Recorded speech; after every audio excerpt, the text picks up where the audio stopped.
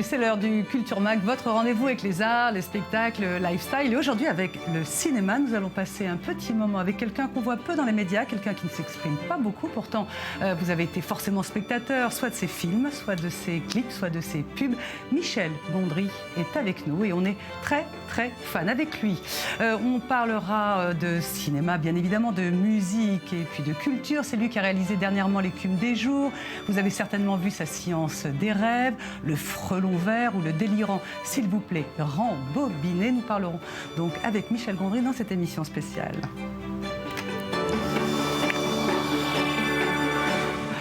Voilà pour le sommaire. Michel Gondry, bonjour. Merci beaucoup d'être avec nous. Alors, on regarde. Pardon ? Je disais, je vous en prie, merci. Voilà. Non, je regardais votre filmographie. On ne voit que des noms de stars de People. Romain Duris, Omar Sy, Tim Robbins, Patricia Arquette. Je ne parle même pas des artistes et des musiciens que vous avez dirigés dans des clips. À l'heure de Instagram, Facebook, c'est drôle votre timidité ou votre retrait, alors que vous pourriez, on va dire, la ramener pas mal sur les réseaux sociaux. Est-ce que c'est la société du spectacle que vous tenez à distance ou est-ce que c'est vous? Non, mais moi je trouve que on me demande pas mal de m'exprimer. Ça me prend même beaucoup de temps, un peu trop de temps par rapport à faire des films. Je m'occupe à faire les choses que j'aime faire. Je suis pas fan des réseaux sociaux. Ça va peut-être un peu trop vite pour moi. Et ouais, voilà, c'est ça. Alors, on regardait donc votre filmographie. Vous avez fait des films extraordinaires. Est-ce que, Michel Gondry, il y a des liens? Est-ce que vous pensez qu'il y a un lien dans votre filmographie à travers tous les films que vous avez réalisés? Le lien, c'est moi, je pense. C'est vrai que je pense qu'ils sont tous un peu différents. Mais la manière dont j'approche les sujets mes personnels, la manière dont je résous les problèmes qui se posent à moi est personnelle. Voilà, je me pose pas trop la question, mais je pense qu'obligatoirement, comme je l'ai fait tous, il doit y avoir moi en commun. Michel Gondry, on a envie de dire que dans vos films, vous faites une espèce de mix entre la poésie, la grâce, le rêve. Il y a aussi une certaine forme de mélancolie. Je vous propose qu'on regarde un court extrait de Eternal Sunshine. Je ne dis pas la suite parce que c'est imprononçable. Et puis on reparle de ça si vous voulez bien. En fait, je m'appelle Clémentine. Et moi, Joël. Salut Joël. On se moque pas de mon nom. Ça te plaît? On dirait une mandarine. J'aimerais bien être un grand, un monumental, un énorme éléphant. Là, t'es en train de te demander, est-ce que j'ai couché avec quelqu'un cette nuit? C'est ça ta façon de te faire aimer, non? Ici, chez Lacuna, nous avons une technique très sûre pour effacer tout souvenir désagréable. Est-ce que mon cerveau risque d'être endommagé? L'intervention consiste à endommager le cerveau, en principe. C'est un peu l'état dans lequel on est après une soirée bien arrosée. Rien de méchant. Je serais pas déjà à l'intérieur de ma tête. Et voilà, c'est de l'histoire ancienne. Tout a été balayé. Ils sont en train de t'effacer, Clem. Demain matin, tu seras plus là. Non, doucement. Quoi? Recule. Tu vas l'achever, ce pauvre mec. Je t'ai aimé ce jour-là. S'il vous plaît, laissez-moi souvenir. Voilà, donc Michel Gondry, il y a un lien. Est-ce que c'est si difficile finalement de mettre à la fois des envies poétiques, un casting de stars et puis, encore une fois, je pense, une pointe de mélancolie? La pointe de mélancolie, je suis assez nostalgique en personne. Disons que j'ai une relation assez forte avec mes souvenirs. La poésie, je sais pas, c'est pas quelque chose qu'on contrôle. Et le troisième, j'ai oublié ce que c'était. L'humour. L'humour, je crois que c'est la seule manière de supporter la vie. Waouh! C'est un peu dur à dire, mais disons que je pense qu'il faut avoir un certain, pas détachement, mais une certaine distance par rapport à ce qui se passe pour pouvoir le supporter. Pourquoi vous avez un fond si mélancolique que ça? Je sais pas, mais disons que par exemple mon père, que j'aimais beaucoup, avait ce sens de l'humour qui lui permettait d'aborder des sujets sérieux et tout sans être rasoir, par exemple. Bon, c'est ce que vous faites, hein, vous abordez des sujets très très très sérieux sans être rasoir absolument. Alors dans le casting, est-ce que c'est pareil par exemple de diriger quelqu'un comme Tim Robbins, comme Jim Carrey ou par exemple des acteurs français européens comme Charlotte Gainsbourg ou Omar Sy c'est pas la différence, c'est pas entre les pays, c'est entre les personnalités. Il faut adapter son approche et la manière de diriger les acteurs différemment pour chaque personnage. Par exemple, Jim Carrey, qui est un très très grand comédien, j'ai dû le maintenir pour l'empêcher d'en faire trop. Kate Winslet, qui est beaucoup plus réaliste, j'ai dû lui demander d'en faire plus. Et je pense que on n'a malheureusement pas le temps de faire beaucoup de répétitions avant les tournages. Et dans la première semaine de tournage, il faut vraiment trouver comment on peut communiquer avec les acteurs pour les harmoniser et qu'ils aient un ton cohérent avec le film. Et la différence entre Hollywood et l'Europe ? C'est vraiment une question de taille de budget de film où la différence se passe. Plus d'argent, ça veut dire plus de contraintes par rapport au studio et moins d'argent, c'est plus de liberté. C'est une émission spéciale consacrée au cinéaste Michel Gondry qui est avec nous sur le plateau. Michel Gondry, le public a vu récemment de vous, notamment en Europe, conversation avec Noam Chomsky. C'est quelqu'un qui est très controversé, Noam Chomsky. En France, il pourrait être accusé presque de révisionnisme. Il serait condamné. C'est quelqu'un qui a défendu Faurisson, qui défend vraiment la liberté. Non, il faut que je vous corrige d'expression. Il n'a pas défendu Faurisson. Il n'a pas défendu Faurisson, mais enfin, il a écrit. Il a défendre. un texte, et c'est vraiment le problème qu'il y a en France, c'est que les gens ont absolument besoin de vous mettre dans une case pour ou contre. Il a écrit un texte sur la liberté d'expression qui a été utilisé dans l'introduction de ce livre qui était écrit par un révisionniste.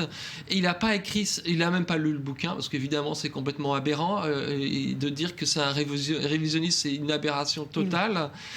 Donc lui, il défend la liberté d'expression, et son point de vue, c'est que si on défend la liberté d'expression que pour les idées avec lesquelles on est d'accord, c'est pas la liberté d'expression, c'est la liberté de laisser parler les gens qui sont d'accord avec vous.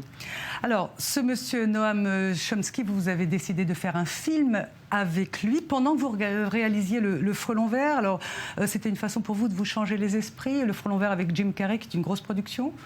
Oui, effectivement, il y avait beaucoup de contraintes dans le Frelon Vert et j'ai eu une grande liberté pour illustrer ce discours de Chomsky. Alors, Chomsky, vous avez donc, j'ai bien compris, pas gardé son aspect politique. Pourtant, c'est quelqu'un qui est très sulfureux, il faut quand même bien le dire.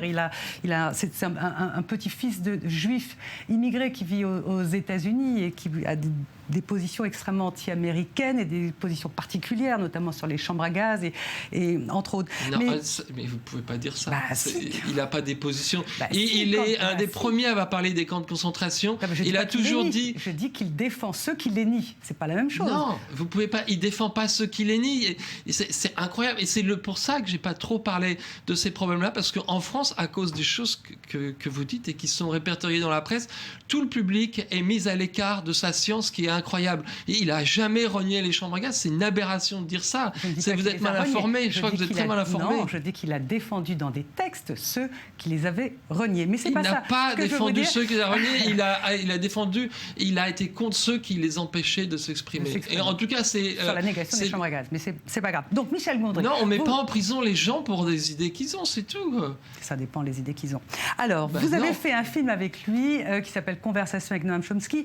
Ce qui vous a attiré, c'est un dessin animé. Ce qui vous a attiré, c'est donc, vous venez de le dire, c'est son rapport au langage. C'est un exercice autour de l'élaboration du langage commun.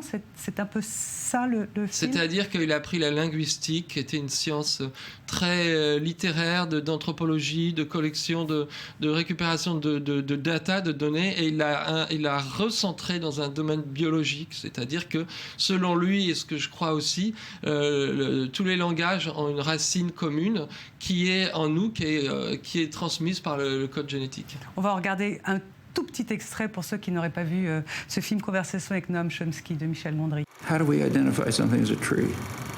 You plant a tree, it grows. You cut a branch off it, and you put that branch in the ground. I suppose it grows and becomes exactly identical to the original tree. Is that new one the same willow tree? Why not? It's not so simple. As you can see, I felt a bit stupid here. Why should we take it to be obvious that if I let go of a ball, it goes down and not up? Learning comes from asking, why do things work like that? Why not some other way? The world is a very puzzling place. If you're not willing to be puzzled, you just become a replica of someone else's mind. Visual experience is just stimulations of the retina, but we impose an extremely rich interpretation of it. We see the world in terms of trees and dogs and rivers and so on. But then the question is, well, what are those concepts? Michel Gondry, vous avez été invité en Israël dans le cadre de Doc à Vivre, le festival de documentaires. À chaque fois, les salles étaient combles. Et je dois dire que j'ai eu beaucoup moins de problèmes qu'avec vous en parlant avec des gens d'Israël. Vous voulez dire que les journalistes israéliens ne vous ont posé aucune question sur Noam Chomsky ou sur Non, ils étaient intéressés par le film et ils n'ont pas parlé de révisionnisme et de choses comme ça. Juste une réaction, Michel Gondry. Israël, vos impressions, c'était votre premier voyage en Israël ? Oui. Vous trouvez le public, le pays ? C'est-à-dire que j'ai commencé par Ramallah et j'ai vu le mur, je suis passé par les checkpoints et après je suis arrivé, on a passé un petit moment à Jérusalem et je suis arrivé à Tel Aviv et il y a un contraste énorme effectivement de niveau de vie et de culture. J'ai apprécié les deux. Et effectivement, il y a beaucoup à digérer, quoi. C'est-à-dire que j'ai compris un peu l'histoire. Tel Aviv à Ramallah, vous pouvez comparer d'autres villes d'Israël à Ramallah. C'est pas exactement les mêmes. J'ai eu l'occasion de voir les deux, donc c'est les données que j'ai pour comparer. Michel Gondry, notre invité spécial aujourd'hui. Le grand public ignore que derrière les clips qui passent en boucle, il y a souvent des réalisateurs. Michel Gondry, je voudrais savoir qu'est-ce qui fait que vous avez, je ne sais pas, travaillé avec White Stripes, Björk, les Stones. Est-ce que c'est vous qui les choisissez ? Est-ce que c'est eux qui vous choisissent ?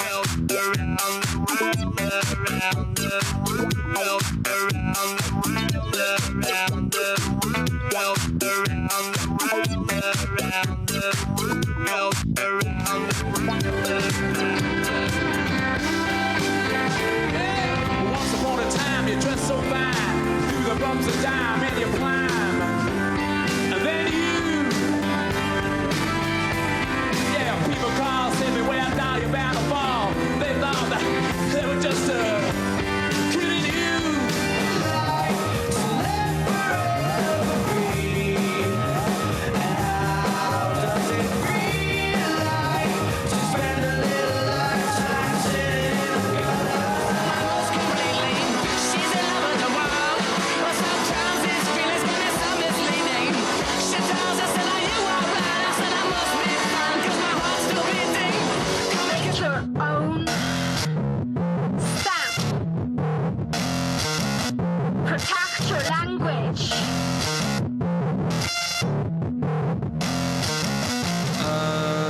J'essaye de les choisir, mais en général, c'est quand même eux qui me choisissent. Et est-ce qu'il y a des artistes que vous refusez ? C'est-à-dire qu'au départ, j'ai fait un peu tout ce que je pouvais, parce que c'était le seul moyen de gagner ma vie. Et puis quand j'ai eu un peu plus de succès, j'ai commencé à être plus exigeant et dans le choix des artistes. Il y a des artistes. Enfin, est-ce qu'il y a des façons de filmer la musique que vous évitez ? Je dis n'importe quoi, les rappeurs, les filles un peu dénudées, tout ça ? Oui, effectivement. Même dans mes films, je suis pas tellement porté sur montrer des scènes de sexe ou des scènes trop graphiques, parce que je pense que c'est quelque chose qui reste dans le contexte de la vie privée. En ce qui concerne les clips, j'évite de filmer les chanteurs séparément sur un fond blanc et de couper sur une histoire qui a peu de choses à voir avec eux. J'essaie de les intégrer dans l'histoire. J'aimerais que vous nous expliquiez un petit peu où ça en est votre projet d'usine à rêve, c'est ça, l'usine d'usine à film amateur. L'usine de film amateur, c'est un principe que j'ai développé suite à Soyez sympa rembobiné, où on procure une série de décors dans lesquels on peut tourner toutes les histoires qu'on veut. On invite les gens qui n'ont rien à voir avec le film, l'industrie du film, et ils viennent tourner leurs propres petites histoires qu'ils écrivent ensemble et après ils le regardent.